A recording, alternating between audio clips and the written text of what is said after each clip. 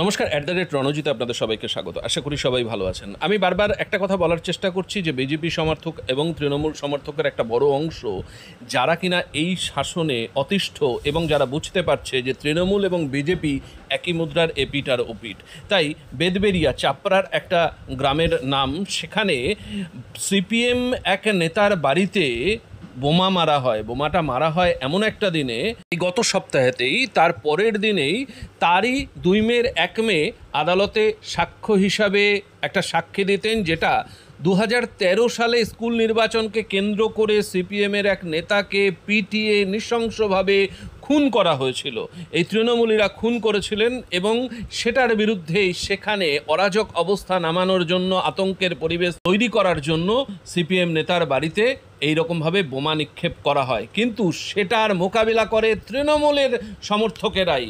যে নেতার কথা এখন বলবো, সেই নেতার বিরুদ্ধে একটা বড় জনমত তৈরি করছে এই তৃণমূলের কর্মীরাই, যারা চাইছে যে 2011 পর্যন্ত যে শান্তিটা ছিল সেই শান্তিটা আবার ফিরিয়ে আনার জন্য। বুঝতে পারছেন, এই যে উলট পুরাণ, একেবারে তৃণমূলীরাই চাইছে সিপিএমকে। মূল প্রতিবেদনে আসি। সিপিএম কর্মীর বাড়িতে বোমাবাজির অভিযোগের রেশ কাটতে না কাটতেই তৃণমূলের গোষ্ঠীকন্দল। এই যে বোমা মারাটা নিয়ে একটা অংশ কিন্তু আস্তে আস্তে তৃণমূলের থেকে সরছে এবং সেটা তারা কিন্তু প্রকারান্তরে সমর্থন জানাচ্ছে বামেদের প্রতি। আমি যে প্রতিবেদন আপনাদের করেছিলাম যে আইশমালি পঞ্চায়েতে বিজেপির সমর্থকেরা বামেদের দিকে সমর্থন জানাচ্ছে, এইখানেও শুধু অন্যায়ভাবে বাম কর্মীর বাড়িতে বোমা, এবং সেই বাম কর্মীর বাড়িতে দুটো মেয়ে, যে মেয়েটি কিনা পরের দিন সাক্ষ্য দিতে যাবে আদালতে। এই খুনের ঘটনা 2013 সালে, যেটি আমি 10 সাল হিসাবে ভুল করে ওটা উল্লেখ করেছি।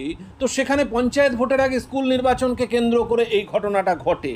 তাই তারা প্রতিবাদ স্বরূপ একটা কিন্তু বড় অংশের মানুষ সিপিএম বা বামকর্মীদের প্রতি তাদের আস্থা দেখাচ্ছে, এবং বামেদের প্রতি এই আস্থা দেখানোর ফল হিসাবে দেখা যাচ্ছে যে সুখদেব ব্রহ্ম, যে কিনা ওখানে একচ্ছত্র আধিপত্য নিয়ে এই তৃণমূলের নেতা বসে আছেন, তার বিরুদ্ধাচরণ করতে আরেকটা অংশ কিন্তু উঠে পড়ে লেগেছে। তারা আস্তে আস্তে কিন্তু এই তৃণমূল থেকে সরবে, এটুকু আমাদের কাছে ইঙ্গিত রয়েছে। সিপিএম কর্মীর বাড়িতে বোমাবাজির অভিযোগে রেশ কাটতে না কাটতেই তৃণমূলের গোষ্ঠী কোন্দলে রক্তাক্ত হলো বেদবেরিয়া গ্রাম। মঙ্গলবার রাতে ওই বদমাইশ যারা ওই বোমা নিক্ষেপের ঘটনা করেছিল, তারা এক মহিলার ঘরে ঢুকে যৌন হেনস্থা এবং তৃণমূলের পঞ্চায়েত প্রধানের স্বামী শ্বশুরের উপর হামলার অভিযোগে দলেরই এক পঞ্চায়েত সদস্যের স্বামীকে গ্রেপ্তার করেছে পুলিশ। মারধরের অভিযোগে তার ছেলেকেও গ্রেপ্তার করা হয়েছে এবং বুধবার কৃষ্ণনগর আদালতে হাজির করা হলে বিচারক তাদের 7 দিন জেল হেফাজতের নির্দেশ দেন। দেখুন, 2013 সালে পঞ্চায়েত ভোটের আগে যে স্কুল নির্বাচন, সেখানে খুন হয়েছিলেন সিপিএম নেতা।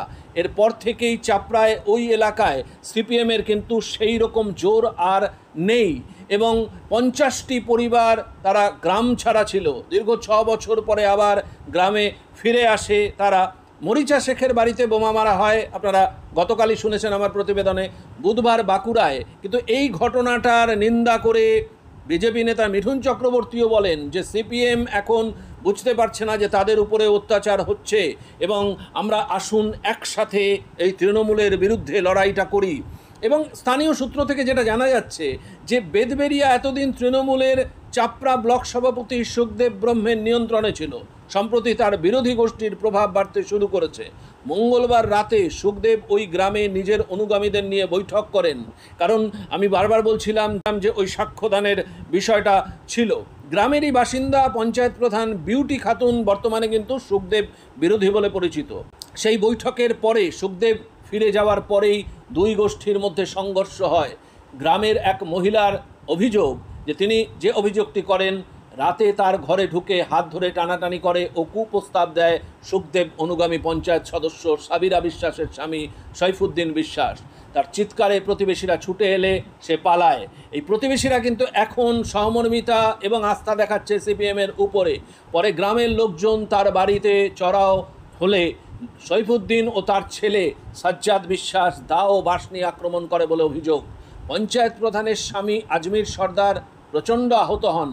প্রধানের শ্বশুর ফয়েজ শেখের অভিযোগ, তিনি বলেন যে এর আগেও সৈফুদ্দিন একাধিকবার এই ধরনের ঘটনা ঘটিয়েছে, তাই আমরা গিয়েছিলাম প্রতিবাদ করতে, তখনই ওরা আমাদের উপর চড়াও হয়। মহিলা ও প্রধানের শাশুড়ির অভিযোগের ভিত্তিতে পুলিশ সৈফুদ্দিন ও তার ছেলে সাজ্জাদকে গ্রেপ্তার করেছে। তবে সৈফুদ্দিনের মেয়ে নাজমা খাতুনের দাবি এটা নাকি পুরো সাজানো ঘটনা। মঙ্গলবার সুখদেব ব্রহ্মের সঙ্গে বৈঠক করে বাবা বাড়ি ফিরছিল, সেই সময় রাস্তায় নাকি তার বাবাকে অস্ত্র দিয়ে কোপানো হয়। আমরা খবর পেয়ে ছুটে গেলে ওরা ভাইয়ের মাথায় কোপ মারে, তৃণমূলেরই লোকজন কুপিয়েছে। যাই হোক, খবর পেয়ে পুলিশ ঘটনাস্থলে উপস্থিত হয় এবং আহতদের উদ্ধার করে চাপড়া গ্রামীণ হাসপাতালে নিয়ে যায়। সৈফুদ্দিনের মাথায় 3টি ও সাজ্জাদের মাথায় 4টি সেলাই পরে পুলিশ দুজনকেই গ্রেপ্তার করে।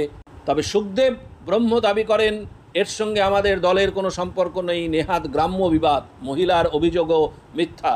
আমরা দুই পক্ষের মধ্যে আলোচনার মাধ্যমে সমস্যার সমাধান করে দেব। আসলে বিষয়টা হচ্ছে গিয়ে সিপিএম কিন্তু সেখানে একেবারে শূন্য এবং কোনো রকম তাদের সাংগঠনিক কার্যকলাপও বেশি নেই বললেই চলে।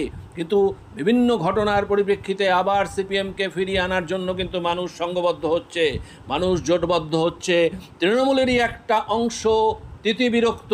বেদবেরিয়ার মানুষ এই তৃণমূল শাসনে এখন ত্রাহি ত্রাহি রব উঠেছে, তারা এর থেকে পরিত্রাণ চায়। এই সুখদেব ব্রহ্ম আর তার বাহিনীর প্রতিদিনের কর্মকাণ্ড কিন্তু সাধারণ মানুষকে ক্ষিপ্ত করে তুলেছে এবং সিপিএমের 2011 পর্যন্ত যে শাসন, সেই শাসন আবার তাদের মনে করাচ্ছে যে না, সেটাই ভালো ছিল। এই কারণে সংঘবদ্ধতার রূপ নিচ্ছে, সিপিএমের প্রতি আস্থা বাড়ছে, বিশ্বাস বাড়ছে। তাই সিপিএমের বাড়িতে বা সিপিএম কর্মীর বাড়িতে বোমা নিক্ষেপ করে আবার সেই আতঙ্কের পরিবেশ তৈরি করে একটা অরাজক অবস্থা নামিয়ে আনতে চলেছে।